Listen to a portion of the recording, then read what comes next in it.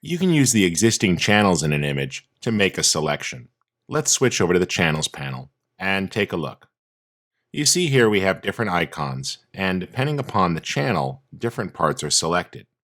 In this case, there was some red and yellow, so you'll notice in the red channel that the box is clearly selected, while the green channel has a bit of yellow in it for the no vacancy text, and the blue channel doesn't see too much of that. Let's use this channel as it's pretty good.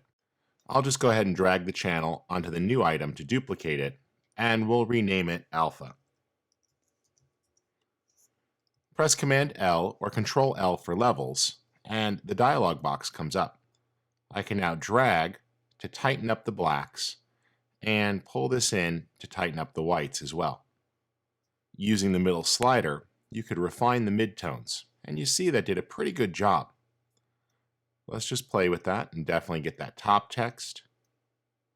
There we go. And click OK to make the new channel. Once you have that, if necessary, you could paint with black or white on the channel to clean it up. Otherwise, just Command-click to load it as a selection, turn the RGB channels back on, and in the Layers panel, you can go ahead and click the Add Layer Mask button to apply a mask. This will mask it and creates an accurate selection, or cuts it out. Using the selection here by command-clicking, I could, for example, apply a levels adjustment and click Auto to clean that up.